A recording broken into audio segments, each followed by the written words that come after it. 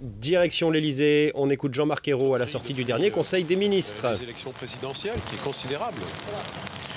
Même pendant la période des élections législatives, le gouvernement a travaillé, a pris des décisions de justice, de redressement du pays. Et puis, depuis, nous avons travaillé à une très grande intensité. Et le Conseil des ministres de ce matin, qui s'est prolongé par cette séance de travail, a permis de tracer toutes les perspectives pour les mois qui viennent et de montrer l'ampleur des chantiers de réforme que nous engageons, à la fois pour le redressement productif du pays, l'emploi des jeunes, et aussi la reconstruction de notre école, la transition énergétique, la réforme de l'État et la décentralisation, la réforme fiscale.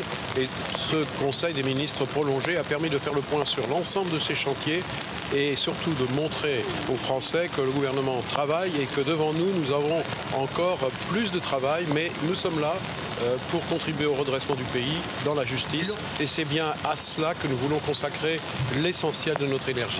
Le redressement, ça passe par une politique de réforme. Mais c'est pas la peine d'essayer d'employer des mots qui n'ont pas de sens pour simplement faire de la polémique ou des faux débats. Ce qui est sûr, c'est que nous avons hérité d'une situation des finances publiques qui est mauvaise et que nous avons l'obligation, si nous voulons justement préparer l'avenir de notre pays, de ne pas avoir à consacrer l'essentiel de nos dépenses et de l'argent des Français au remboursement de la dette. Et cette dette, je vous le rappelle, elle est de 1800 milliards. Elle a augmenté en 5 ans sous le quinquennat précédent de 600 milliards. Donc c'est un problème que nous avons à résoudre. Nous le ferons par étapes.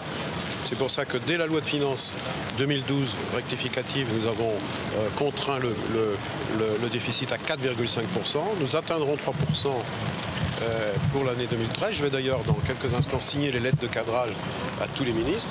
Et puis avec l'objectif de l'équilibre des comptes en 2017, tout en mettant en œuvre une politique qui permettra le retour de la croissance, qui permettra aussi la préparation de l'avenir. Je pense à l'éducation et les autres chantiers que j'ai évoqués. C'est ça l'action du gouvernement. Cette action, je le rappelle, elle est cohérente. Il y aura des ministères concernés par les restrictions budgétaires. Mais vous savez, tout le monde doit faire un effort, mais cet effort doit être basé sur plusieurs principes. La justice et l'efficacité économique et la préparation de l'avenir. Et donc cet effort qui est utile, qui est juste, les Français le comprennent fort bien. C'est cela qui nous attend. Merci d'avoir essayé. Je suis désolée. Non, c'est pas grave, c'est bon. Vous pouvez pas.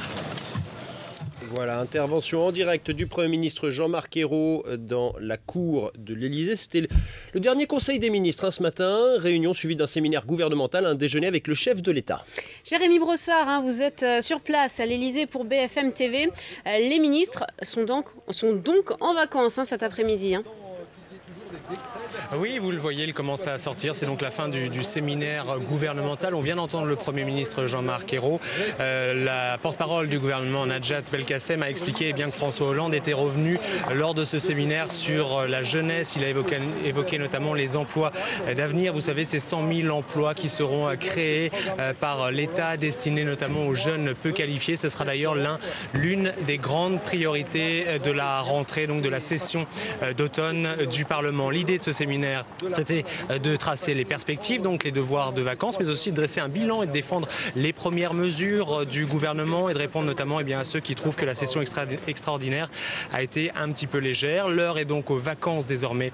Pour les ministres, 15 jours de repos. Ils resteront en France pour la plupart d'entre eux. Il faut dire qu'ils ont reçu la consigne de ne pas trop s'éloigner, d'être restés opérationnel, réactif, revenir à Paris si besoin était. Ça avait été le cas l'été dernier, on se souvient de Valérie Pécresse et de François Baroin qui étaient revenus à Paris en pleine crise financière. Voilà, du repos, mais pas de vacances de pouvoir donc pour les ministres qui commencent à sortir de ce séminaire ici à l'Elysée.